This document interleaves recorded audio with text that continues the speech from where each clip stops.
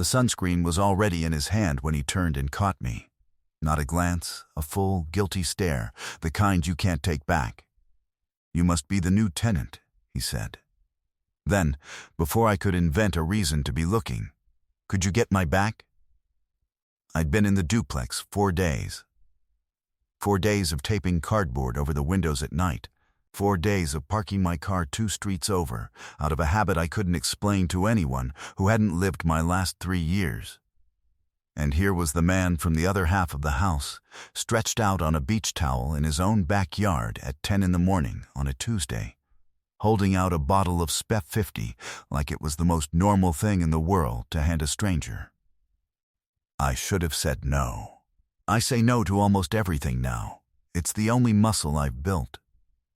Instead, I heard myself say, "You're going to burn if you fall asleep like that." "That's the plan," he said. "Live dangerously." His name was Sam. I learned that as I knelt on the grass at the edge of his towel with a cold coin of lotion in my palm, feeling absurd, feeling 17, feeling, for the first time in longer than I wanted to admit, like a woman who was allowed to notice a shoulder. He talked the whole time. He talked the way people talk when they've decided you're not dangerous, easy and unguarded, and I hated how much I wanted to believe I wasn't dangerous either. "You always sunbathe on a workday?" I asked. "I fix people's computers from that window right there," he said, tipping his head at the ground floor. "Nobody can see me touch grass. It's a victimless crime. Apparently I can see you." He grinned without opening his eyes. "Yeah, noticed. That's the part I keep going back to. Noticed. Because 4 days into hiding, I thought I was invisible. I had built my whole new life around being invisible. And this man had clocked me from behind a fence, and instead of being afraid the way I'd trained myself to be afraid, I capped his stupid sunscreen and said, "Don't fall asleep," and walked back to my side of the house with my heart doing something it hadn't done in a very long time. I told myself, it was nothing. It was not nothing. My daughter is 6. Her name is Lena. And she has a gap in her front teeth she's very proud of, and a way of asking questions that go 3 layers deeper than you're ready for. That night she wanted to know why we don't have pictures on the walls yet, and I told her we were still deciding, and she said, "You always say, 'We're deciding,' which is the kind of thing a 6-year-old says that puts a crack right through you. We moved because of her father. I'll say it plainly, because I spent years not saying it plainly, and it nearly cost me my mind. Grant is a real estate attorney. He is charming at parties and generous at restaurants, and he keeps a spreadsheet, a real one, of every mistake I have ever made, indexed by date, with a column for how each one could be used. When I finally left, he didn't yell. He smiled and said, 'You understand I'll take her. Not as a threat, as a weather report. As a man telling you what the tide is going to do whether you like it or not.' So the invisible thing wasn't paranoia. It was procedure. The next morning, Sam knocked with a plate of eggs. 'Made too many,' he said, which was a transparent lie, and I let him lie it, because Lena was already at the door saying, 'Who are you? Who are you?' And Sam crouched down to her level and said, 'I'm the guy who burns himself in the yard. Your mom saved my life yesterday.' 'She does that,' Lena said, with total confidence, and I had to look away. He noticed things. That's what I want you to understand about Sam before everything else. He noticed things. On the 4th morning he brought coffee instead of eggs, and while Lena hunted for a shoe, he said, quietly, without any weight on it, 'There's a gray sedan that's been parked at the top of the street the last 3 nights. Different guy sits in it. Doesn't get out.' The coffee went cold in my hand. 'Probably nothing,' he said, watching my face. 'But you park 2 streets over and you tape your windows, and I fix things for a living, so I notice when a thing is wrong.' 'Is something wrong?' That was the first crack in the invisible. Somebody was watching my house, and the man I'd been trying not to fall for was the one who saw it before I did. "It's nothing," I said. "Okay," he said. And then, but I wrote down the plate, in case nothing ever turns into something. I didn't sleep. I sat on the floor of the hallway where the windows can't reach, and I did the math I'd been avoiding. 3 nights of a car. A man who doesn't get out. My whole body knew what my mouth wouldn't say. Grant had found us. I almost ran. I had the go bag. Every hiding parent has a go bag. And I stood in the kitchen at 2 in the morning with it in my hand and Lena asleep down the hall. And I thought about how many times I'd already made her the new kid, and I put the bag down. At 2:14, my phone lit up. Unknown number. A photo. It was my backyard, taken from the far side of the fence, from the exact angle Sam had been lying at, and in the photo I was kneeling on the grass with a bottle of sunscreen in my hand, laughing at something, my face wide open and unguarded in a way I never let it be anymore. Below the photo, 3 words. Cute new friend. I have never been so cold in a warm house. Because it wasn't the threat. Grant never threatened. It was the reach. The casual proof that a moment I'd thought was mine, the one soft, stupid moment I'd allowed myself in 3 years, had been photographed and delivered to my hand while my daughter slept. He wanted me to know there was no such thing as a moment that was mine. I sat there until the sun came up. Then I walked to Sam's door in yesterday's clothes, and when he opened it, I said, "That plate you wrote down. I need it." He didn't ask why. He got a piece of paper off his fridge, and he looked at my face, and he said the thing I will remember when I'm old. "Whoever it is," he said, "they don't get to have you scared in your own kitchen." Here is where I have to tell you what I'd been carrying, because Sam pulled it out of me at his kitchen table over the worst cup of coffee I've ever had, and it's the only way the rest makes sense. Grant had filed. 2 weeks before we moved, his lawyer, his partner, really, a man he golfs with, served me with a petition to modify custody. The claim was that I was unstable, that I'd removed the child from her established environment, that my erratic relocations showed I couldn't provide consistency. Everything I'd done to protect Lena, dressed up in legal language to prove I was the danger. That's his gift. He takes the thing you did to survive him and hands it to a judge as evidence you're unfit. "When's the hearing?" Sam asked. "Monday," I said. 9 a.m. 5 days away. I'd been counting them the way you count anything you're driving toward at speed, with your eyes closed. Sam typed the plate into something on his laptop. He had access to more than a home computer guy should, and I noticed, and I filed it away. His face changed. He turned the screen so I couldn't see it, which was its own kind of answer. What I said. "The car's registered to a firm," he said. "Halverson and Associates. They're not process servers. They're a surveillance shop. Private investigators. High-end.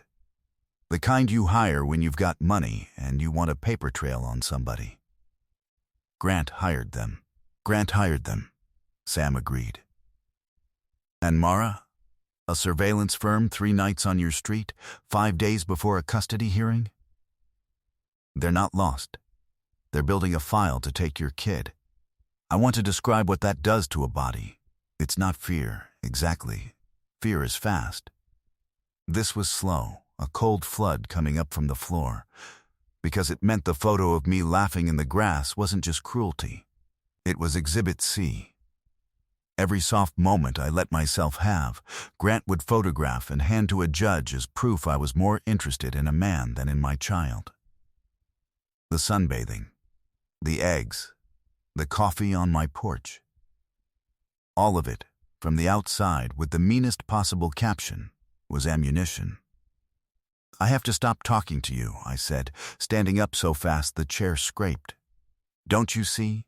Every time you come over, you make his case. The friendly neighbor is the story he wants. Sam stood too. He didn't reach for me. He just said, then let me help you build the story he doesn't want. We had 5 days. Sam turned his cluttered ground floor room into something that scared me a little with how good he was at it. He knew how surveillance firms worked, where they park, how they rotate cars, how they timestamp, how a sloppy operator will photograph through a window and catch his own reflection in the glass. Everybody thinks they're a ghost, he said, screwing a small camera into the corner of my porch, angled up the street. Nobody's a ghost. Ghosts don't need coffee. By the second day, we had the gray sedan and a black one, 3 different men, and a pattern. By the third day, Sam had matched 2 of them to a photographer named on Halverson's own public-facing website, which he called Sloppy, and I called a miracle. On the afternoon of the 3rd day, Sam did something that made my heart stop, and then made me trust him more than any speech could have. The gray sedan pulled up at its usual spot at the top of the street. Sam walked out to it. Just walked. Unhurried, coffee in hand, straight up to the driver's window, and stood there until the man inside had no choice but to roll it down. You dropped this, Sam said, and held up a business card. The man's own firm's card. Found it on the sidewalk. Halverson, right? I used to do intake for you guys. Marcus still running the night desk? I watched from my window as the color drained out of a professional's face. An operator lives and dies by being unseen. Being named by a former colleague on the street in daylight ends him. Because now he's a witness who can be called, a face with a timestamp, a man photographing a mother who can testify he was there. You're going to want to log that you were made, Sam said pleasantly. Chain of custody and all. Wouldn't want your file thrown out. Then he tapped the roof of the car twice, the way you send off a cab, and walked back to me. The sedan did not come back. Neither did the black one. That's the thing nobody tells you about the people watching from cars. They only have power in the dark. Sam turned the light on, and they scattered like the small men they were. But Grant does not scatter. Grant escalates. That same night, my phone lit up again. Not a photo this time. A voicemail from a number I knew, his lawyer's office, left at 9 p.m. On purpose so no one would pick up. A smooth voice informed me that given concerns about the child's welfare in an unstable environment, Mr. Whitlock intended to conduct a welfare check on Lena, and that I should expect contact. No date, no time, just the promise of a knock I couldn't predict, engineered to keep me flinching at every sound for the days I had left. I played it for Sam. He listened to the whole thing, then said the sentence I wrote on a post-it and stuck to my bathroom mirror. A threat with no date is a bluff, wearing a suit. And the whole time, the thing between us didn't stop. That's what nobody tells you about being hunted. You don't stop being a person. He'd hand me a printout, and our fingers would touch, and neither of us would move for a second too long. On the 3rd night, both of us wrecked and wired at his kitchen table. Lena finally asleep, he looked at me across the mess of paper and said, "For the record, I didn't bring you coffee because of any of this." "I know," I said. "Do you, though?" I didn't answer him. I couldn't. Because I wanted, more than I'd wanted anything since I stopped letting myself want, to lean across that table. And I had a hearing in 48 hours where a man was going to argue that this exact feeling made me a bad mother. "Ask me later," I said, "when my daughter is safe. Ask me then." He nodded like that was a fair deal. "I won't kiss you tonight," he said. "Ask me Monday." I went back to my side of the house before I could ruin it. I ruined it a different way. I couldn't sleep. I never could anymore, and at some point around midnight I went out to move my car, and Sam's truck was parked at the curb with the door unlocked, because he was the kind of man who left doors unlocked, and I don't know what made me open it. I'll tell myself it was the go-bag instinct, the part of me that has learned to check everything. I opened the passenger door to leave a note thanking him, and the glove box had drifted open over the potholes, and there was a folder in it. My name was on the tab. Mara Ellison. My old married name. Inside were photographs of me, not the surveillance we'd been collecting together. Older ones. Me at a grocery store in my old town, 4 states away. Me putting Lena in a car seat outside our old house. Me on a street I hadn't walked down in 7 months, in a coat I'd given away before we ran. They were dated. The oldest was stamped 6 weeks before I ever moved to this street. 6 weeks before Sam knocked on my door with a plate of eggs he'd made too many of. I sat in his truck with the dome light on, and the whole beautiful thing I'd let myself start to believe in came apart in my hands. Sam hadn't found me by accident. He'd been photographing me before I ever arrived. The sunbathing. The catch. Noticed. Yeah, noticed. All of it staged, all of it a job, and I had walked my daughter straight into the middle of it and handed the hunter my coffee. I don't remember getting out of the truck. I remember pounding on his door hard enough to bruise my hand, and I remember his face when he opened it, not confused, not caught, but sick. The face of a man who has been dreading a specific knock, and I remember holding up the folder and saying the only word I had. Explain. He didn't lie. I'll give him that, and I've had a long time now to decide whether to give him that, and I do. Halverson hired me 8 weeks ago, he said, sitting down on his own porch steps in the cold because I wouldn't come inside. Not for the street work, for the intake. They needed someone who could pull records, trace a relocation, build a movement profile on a subject who was trying to disappear. That's what I used to do. Corporate stuff, mostly, skip tracing. I was good at it, and I hated it, and I'd been trying to quit for a year. You traced me. I traced a case file, he said. A name and a set of habits. I didn't know you. I found where you'd gone. That's the folder. I built the map that let them park a car on this street. His voice cracked on that. I want you to hear me say that. It's my fault the car is there. I put it there before I knew your face. And then you what? I said. My voice wasn't mine. Took the job on the other side of the fence so you could get close? Sunbathe your way into my kitchen? No. He looked up. That's the part I need you to believe, and I know it's the part I can't prove. I finished the trace. I handed it in, and then the firm asked me to relocate, to move into the empty half of a duplex I had personally identified, and keep eyes on the subject in person, and I said yes because I needed the money, and because I told myself it was just watching. He pressed the heels of his hands into his eyes. And then, the subject came out into the yard and yelled at me for burning myself, and she had a kid who found my missing shoe.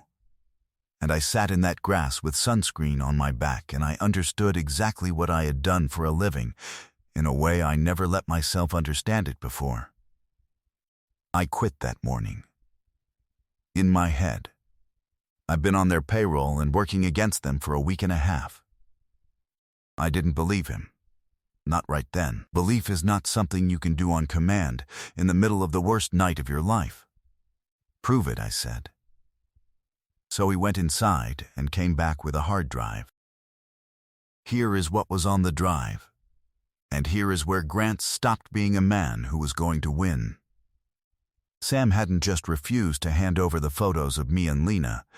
He'd kept working the case in the opposite direction, quietly, at night, the way I taped my windows, documenting his own former employer.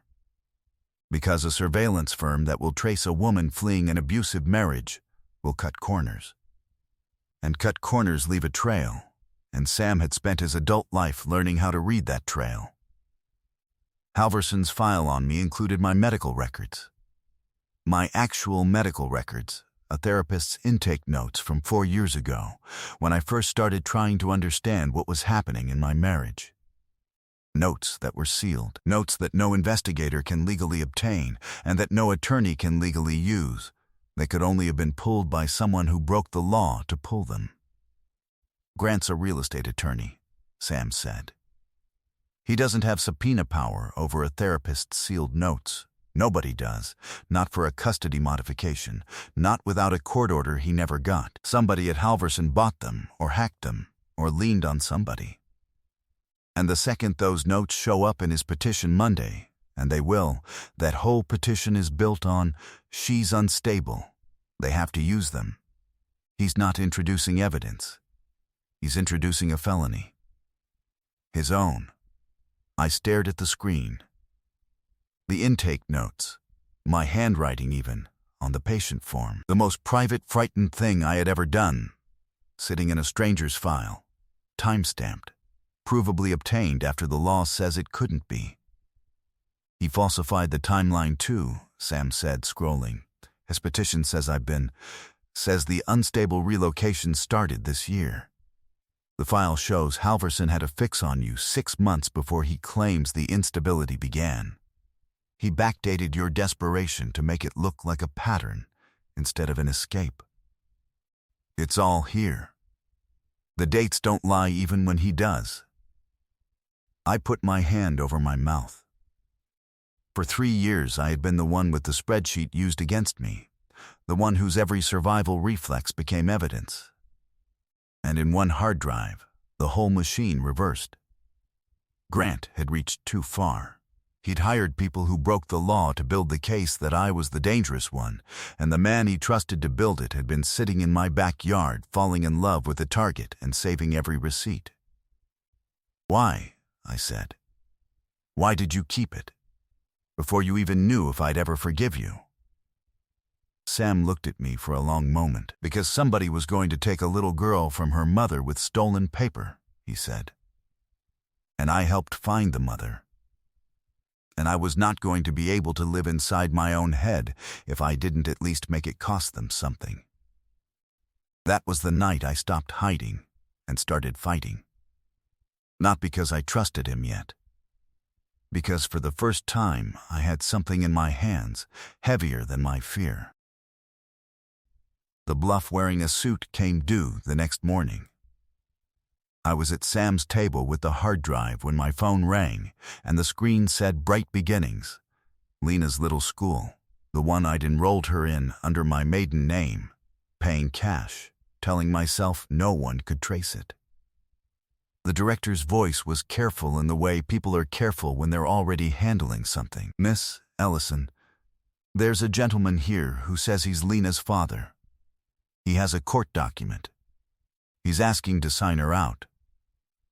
The floor left me. I remember the exact temperature of the coffee I dropped. "Do not release her," I said. "Do not let her out of your sight." "I'm 9 minutes away." I was out the door before I finished the sentence, and Sam was 1 step behind me with his keys already in his hand because he'd heard it too, and we ran 3 red lights in a truck that smelled like sawdust, and I have never in my life needed a clock the way I needed the one on his dashboard.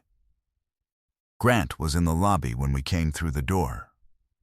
Handsome, calm, holding a folded document up like a badge, working the young director with that voice. "Surely we can be reasonable. I'm her father. This is a simple misunderstanding." Lena was behind the half door of her classroom, with the teacher's hand on her shoulder, and when she saw me her whole face broke open. "Mama. And I want you to understand I would have gone through a wall. I didn't have to." Sam went straight to the director, quiet, and said 6 words that stopped everything. "That document is a proposed order." The room turned. Grant's jaw set. "It says proposed," Sam went on, tapping the page in Grant's hand without touching it, reading it upside down like the tracery was. "Top right corner. It was never signed by a judge. It has no force. He's showing you a wish and calling it a warrant." He looked at the director, gentle now. "You did exactly right not to release her. If you had, on this paper, the liability would have been yours." The director stepped back from Grant like the floor had tilted. And Grant, for 1 second, in front of my daughter, the mask slipped, and I saw the thing underneath, the flat cold nothing that had run my life for years. "This isn't over," he said to me. "Lo, no," I said. And I picked up my daughter, and over her shoulder I said the truest thing I'd said in 3 years. "But you're not the one who ends it anymore." We walked out with Lena between us. In the parking lot, Grant called after me that I'd regret making a scene, and Sam, carrying Lena's backpack of all things, this man carrying my kid's unicorn backpack, turned around and said, mildly, "Everything you just did, the school has on camera, timestamps on your side of it. Grant didn't follow us to the truck." That was the moment the ticking clock stopped being Grant's. He'd built the countdown to Monday to make me panic. But after the school, I finally understood the countdown ran both ways. Every hour that passed was another hour of his overreach getting documented, and Monday wasn't the day I'd lose her. It was the deadline by which he had to withdraw or hang himself in open court.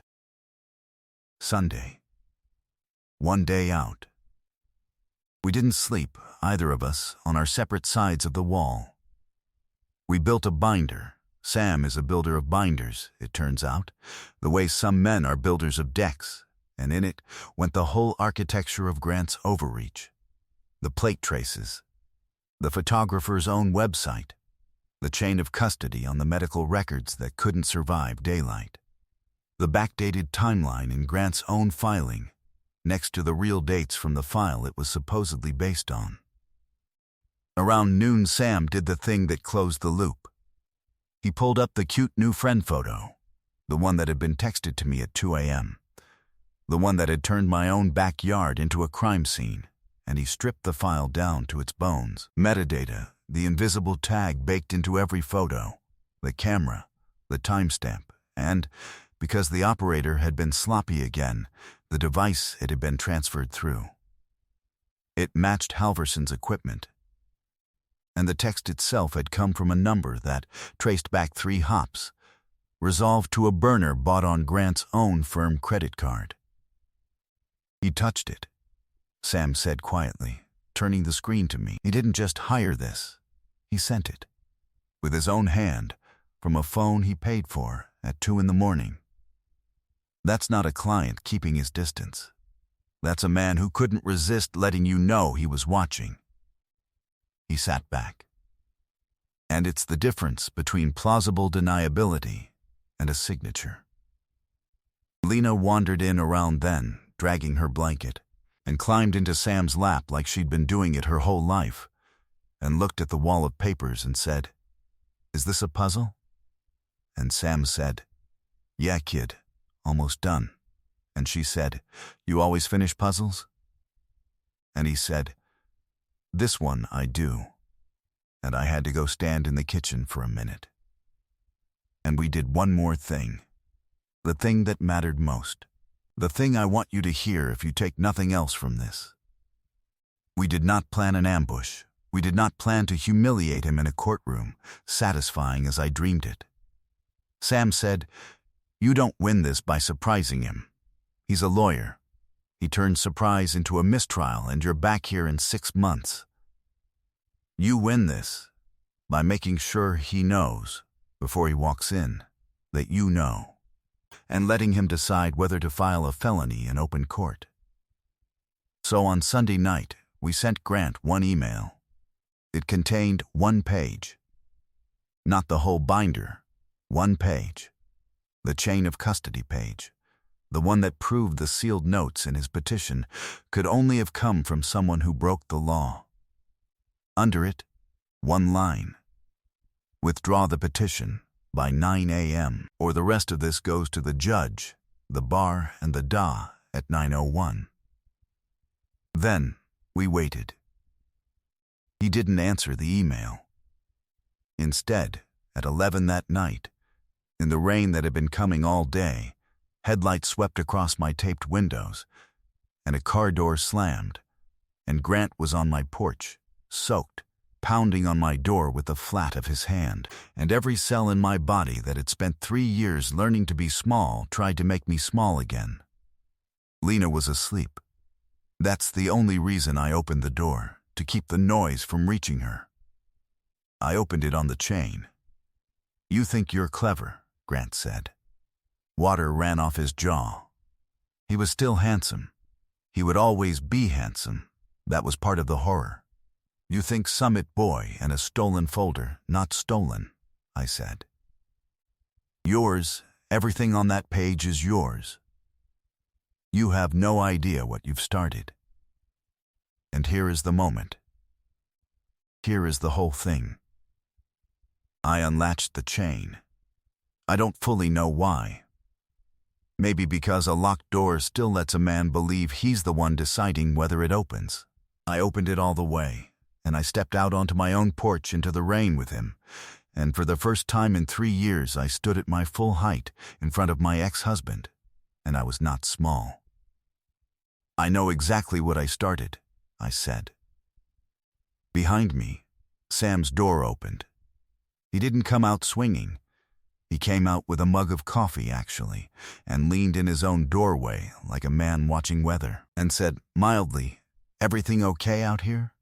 And I understood that this too was strategy, that the presence of a witness with a documented case turns a dark porch from a place a woman disappears into a place a man behaves.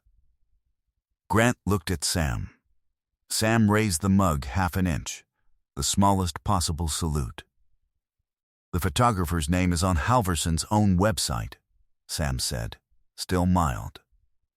"The medical records have a chain of custody that ends at a felony. The timeline in your petition doesn't match the file it came from. We're not bluffing, and I don't miss a beat. I used to work for them. I know exactly how sloppy they are." The rain filled the silence. Grant is a man who has never once, in all the years I knew him, run out of words. He ran out of words on my porch. He withdrew the petition at 8:41 the next morning, 19 minutes before the hearing.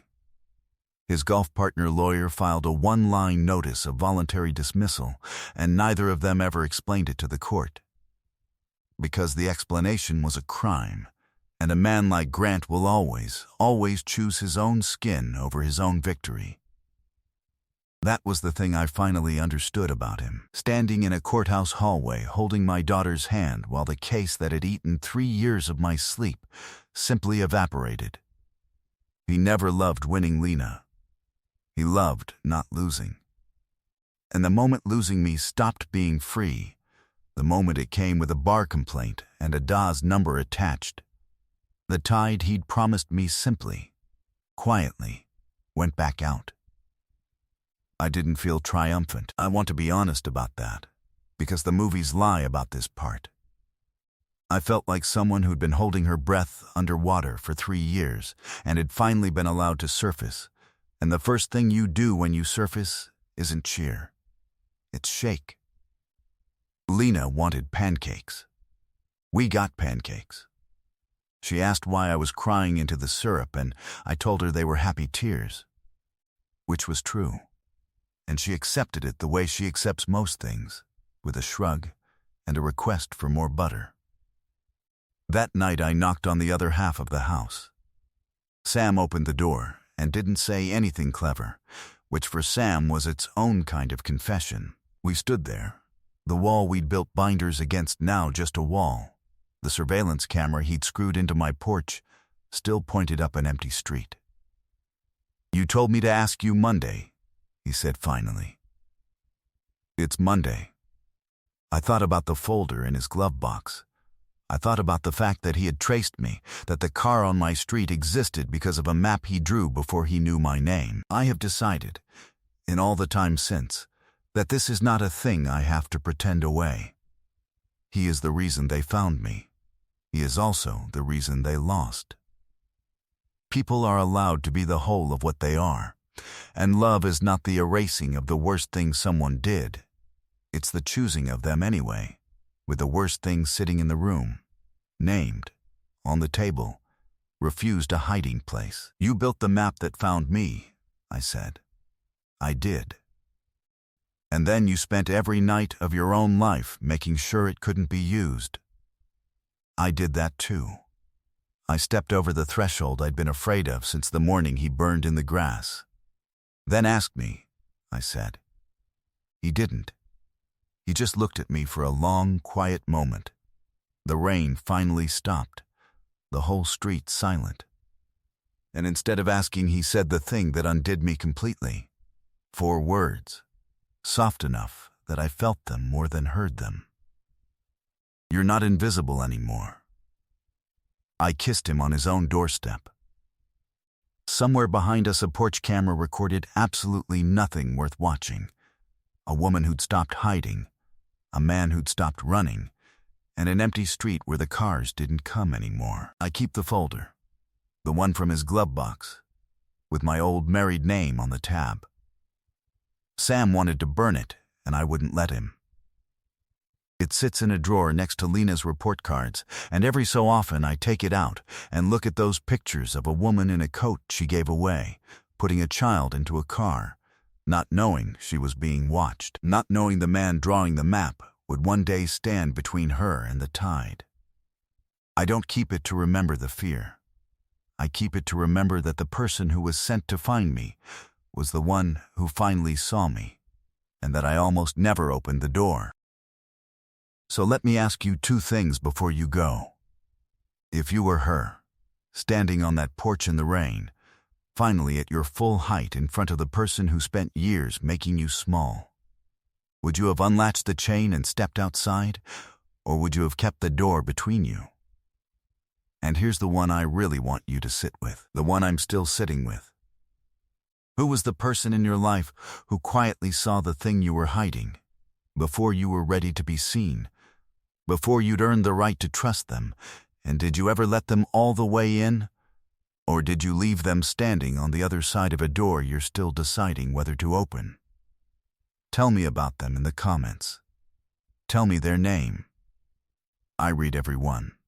If this story reached something in you, subscribe before you close the app. I tell one every single week. And the next one is about a locked room, a wedding that never happened, a stranger at the back of the church, and the letter that arrived 11 years too late.